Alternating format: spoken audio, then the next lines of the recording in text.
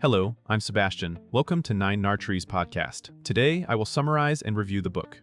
The Zen Monkey and the Lotus Flower by Tenpa Yeshe is a modern collection of short, lesson-driven stories designed to calm an overworked mind and gently redirect attention toward what matters most. Framed through Zen-inspired imagery and everyday situations, the book aims to help readers loosen the grip of stress, interrupt spirals of negative thinking, and cultivate steadier happiness. With 52 stories, it is structured for bite-sized reading, making it easy to return to during busy weeks, anxious evenings, or moments when emotions feel louder than logic. Rather than presenting happiness as a permanent state, the book emphasizes practical shifts in perspective, small habits of awareness, and compassionate self-reflection. The lotus flower symbolizes growth through difficulty, while the playful Zen monkey highlights the restless mind that can be trained rather than fought. The overall tone is accessible, encouraging, and oriented toward immediate, real-life application. I will give you key takeaways from this book. Firstly, training the restless mind. Instead of fighting it, a central idea in the book is that the mind often behaves like a monkey, quick, curious, reactive, and rarely still. Instead of treating this as a personal failure, the stories encourage readers to see mental restlessness as a natural condition that can be guided with patience. The practical takeaway is not to force silence, but to build a different relationship with thoughts. When stressful ideas arise, the reader is prompted to observe them, label them, and let them pass without immediately turning them into decisions or self-judgments. The narrative style makes this approachable by turning abstract mindfulness concepts into memorable scenes and simple moral turns. Over time, this approach supports emotional regulation because it creates a pause between stimulus and response. That pause is where healthier choices live, speaking more kindly, reacting less defensively, and stepping out of repetitive worry. The theme also suggests that progress is not linear. Some days the monkey is loud, and that is fine. The value lies in returning again and again to awareness, building mental fitness through repetition rather than perfection. Secondly, relieving stress by shifting perspective and attention. The collection focuses on stress as a product of interpretation as much as circumstance. Many stories revolve around everyday pressures, expectations, deadlines, conflict, uncertainty, and the feeling of being behind. The book emphasizes that while you cannot control every event, you can influence how you carry it. A repeated strategy is redirecting attention from what is missing to what is present, from imagined futures to the next right step, and from catastrophizing to a more balanced view. This does not mean ignoring problems. It means reducing the extra suffering created by mental exaggeration, comparison, and rumination. The lotus flower metaphor supports this message by reframing hardship as soil for growth rather than proof of inadequacy. By reading short stories, the reader can practice quick resets, a mental reframe before a meeting, a calmer response at home, or a pause before doom scrolling.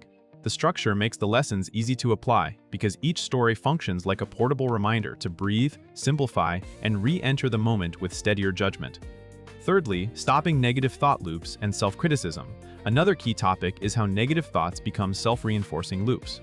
The book addresses patterns like harsh inner talk, assuming the worst, replaying mistakes, and treating emotions as evidence of truth. Through story-based lessons, it encourages readers to notice the difference between a thought and a fact. A thought can be loud and convincing, yet still incomplete. The reader is guided to challenge automatic narratives with curiosity. Is this always true, or is it a habit of mind? Is there a kinder interpretation? What would I say to a friend in the same situation? These questions shift the inner atmosphere from punishment to problem-solving. The stories also normalize setbacks, suggesting that self-compassion is not indulgence, but a practical tool for resilience. When self-criticism softens, energy becomes available for learning and action. The book positions mindfulness as a method for interrupting loops at the start, before they gain momentum. It highlights that progress comes from consistent small interventions, naming the pattern, grounding attention, and choosing a response aligned with values rather than fear. Fourthly, finding happiness through simplicity, gratitude, and presence. The happiness described in the book is not a constant high, but a steadier form of well-being rooted in presence. The stories point towards simple sources of contentment that are often overlooked: ordinary routines, supportive relationships, quiet moments, and the relief of letting go of what cannot be controlled. By emphasizing gratitude, the book suggests that happiness grows when attention is trained to recognize what is already working, even in imperfect seasons. This perspective is not meant to deny pain. Instead, it teaches balance, holding difficulty without letting it erase everything good. Many Zen-inspired lessons revolve around simplicity, reducing the mental clutter of excessive wanting, comparison, and performative success. When life is simplified, choice becomes clearer and the nervous system calms. presence becomes a practice of returning to what is happening now, rather than living inside regret or anticipation. The book uses short narratives to show how happiness can be built from repeated micro-moments, a mindful breath, a gentle response, a small act of kindness, or a decision to stop feeding an anxious storyline. Lastly, living your best life through values, compassion, and daily practice. The book frames a best life less as an achievement and more as a way of living. Its stories encourage readers to align choices with values such as kindness, patience, honesty, and courage. Instead of chasing a perfect external setup, the focus is on building an inner foundation that can handle change. This includes compassion toward others because resentment and judgment are shown as heavy burdens that keep stress alive.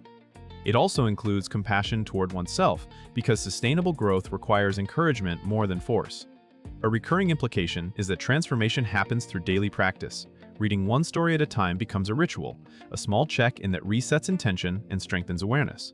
The lessons can translate into concrete behavior, speaking more thoughtfully, setting healthier boundaries, making room for rest, and taking responsibility without shame. The Zen monkey represents impulses and distractions, while the lotus symbolizes the possibility of becoming wiser through challenge. Together, they reinforce that living well is a continual process of returning to what matters, even after missteps, and choosing again.